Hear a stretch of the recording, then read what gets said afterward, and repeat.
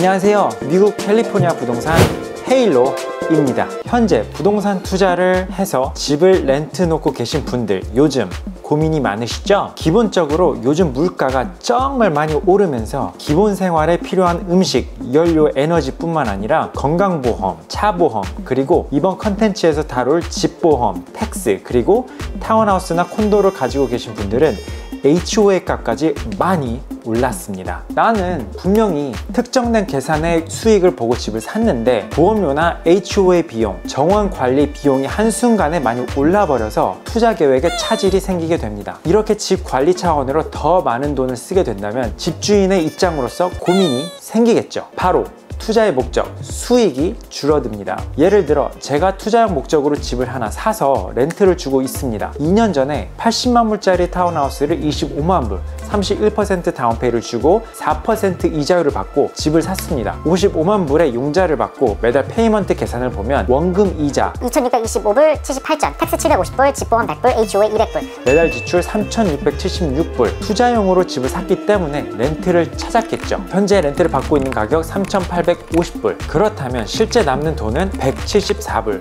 캐시플로우가 좀 타이트하죠. 하지만 이렇게 캐시플로우가 많이 안 돼도 영끌에서 집을 사는 이유는 레버리지를 위한 것입니다. 집값이 오르면서 돈을 넣어둔 만큼 같이 불고 페넌트가 이자와 원금을 다 갚아주기 때문에 실제로는 원금 플러스 캐시플로우 그걸 두 개를 합쳐서 수익이 나고 있다는 거죠.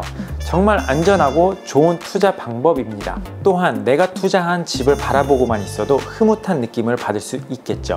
하지만 요즘 물가의 오름, 보험료와 HOA 비용, 텍스도 매달 20불씩 더 내게 됐고요. 집보험 역시 매달 100불씩 오르고 HOA 역시 매달 150불씩 올랐습니다. 그럼 매달 지출은 3,946불. 나의 수익은 실제로 마이너스 100불이 되는 거죠. 요즘 가파르게 오른 보험비와 HOA 비용으로 이러한 사례가 많습니다. 이렇게 되면 현재 건물주인으로서 할 수 있는 방법은 두 가지가 있겠죠. 첫째, 월세를 올리는 방법을 선택을 하시거나, 두 번째, 조금의 마이너스가 나도 일단 경기가 조금 좋아질 때까지 안고 가시거나. 지금 같은 경기에 제가 추천드리는 건 첫째, 집이 페이오프가 다 되신 분들은 급하지 않으시다면 월세를 천천히 올리시는 걸 권장드립니다. 둘째, 렌트 주는 집이 융자가 껴 있어서 마이너스가 나고 있다면 월세 사시는 분하고 잘 합의를 해서 마이너스까지만 안 나게끔 맞춰주시는 걸 권장드립니다. 제가 이렇게 추천드리는 이유는 월세를 너무 많이 올려서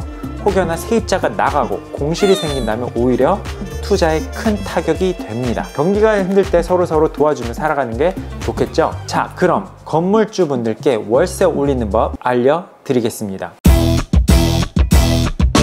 월세자가 계약기간이 끝나고 먼스투먼스로 살고 있을 경우에만 적용이 됩니다. 일단 시작은 문자, 이메일 아니면 말로 소통하는 겁니다. 상호 간에 좋은 관계를 유지해야 하기 때문에 일단 한 달 이상의 기간을 두고 월세를 왜 올리는지 그리고 얼마를 올리는지 소통을 하세요. 세입자와 집주인의 관계는 예전에는 갑이라고 칭했지만 투자하는 사람들의 입장으로서는 사실은 윈윈의 관계이기 때문에 서로 존중해주는 태도가 필요합니다. 문자나 전화통화를 여러 번 했는데도 답장이 없거나 계속 회피하는 경우가 있습니다. 집주인의 입장으로서 올려야 하는 이유가 있는데 계속 회피하는 경우는 집주인에 대한 무례한 행동이고 선을 넘는 행동이겠죠. 이때부터는 통지서를 보내야 합니다. 집이 렌트 컨트롤 해당 지역인지 아닌지 확인 꼭 필수고요. 렌트 컨트롤 해당 지역은 현재 렌트 가격의 5% 미만으로만 인상이 가능합니다. 렌트 컨트롤 제외 지역은 10% 미만으로 5% 플러스 CPI 레이트, 지금으로서는 7%에서 8% 사이로 인상이 가능합니다. 10% 이상으로 렌트를 올려야 하실 경우 3개월짜리 통지서를 보내시면 됩니다. 그리고 저는 통지서를 보낼 때 해당 지역이 렌트 컨트롤 해당 지역인지 아닌지 테넌트에게 알려주는 서류를 무조건 보내줍니다. 나중에 세입자가 문제를 일으킬 경우에 대비해서 꼭 필요하기 때문이죠. 통지서는 절대 인터넷에서 아무거나 다운받는 것은 추천드리지 않습니다. 가끔 구글 같은데 샘플 같은 거 찾아서 대충 사인하고 보내는 경우를 봤는데요. 나중에 세입자가 문제를 일으켜서 법원으로 소송이 들어갈 경우 유효하지 않는 경우가 아주 많습니다. 그래서 시간 낭비, 그리고 돈 낭비, 그리고 오히려 반대로 화살이 돌아오는 경우가 있으니 서류는 꼭 전문가들을 통해서 받을 수 있도록 하셔야 합니다. 현재 도움이 필요하시다면 저한테 꼭 연락을 주세요. 이 서류들이 준비가 됐으면 이제 전달해 주는 것이 다음 스텝입니다. 가장 좋은 방법은 첫째, 집에 직접 찾아가서 전달하는 거고요. 둘째, 퍼스트 클래스 메일로 보내는 겁니다. 저 같은 경우는 항상 2개를 다 같이 합니다. 그래서 카피 3개를 만들어 놓고, 한 개는 내 카피, 한 개는 메일로 보내는 카피, 그리고 한 개는 직접 전달해 주러 가는 카피를 만듭니다. 누가 언제 어떤 방법으로 전달했는지에 대한 정보와 사인이 무조건 필요하고요.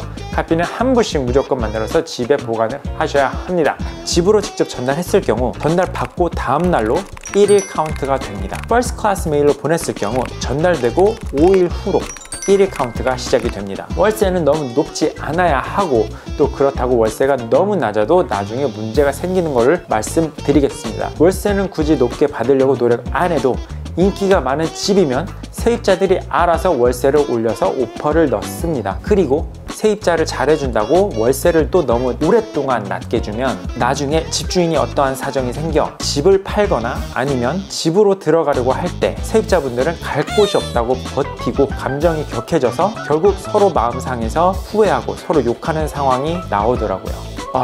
저 같은 경우는 지난 3개월 안에 벌써 2건이나 이런 상황이 발생했었습니다. 그리고 제 손님들을 통지서를 보내서 도와드렸고요. 그리고 다행히도 잘 해결이 되었습니다. 서로 존중하며 서로의 처지를 잘 이해해가며 자산 관리를 잘 하실 수 있는 건물주 분들이 되시길 바라겠습니다. 언제든 연락 기다리고 있겠습니다. 미국 캘리포니아 부동산 헤일로였습니다.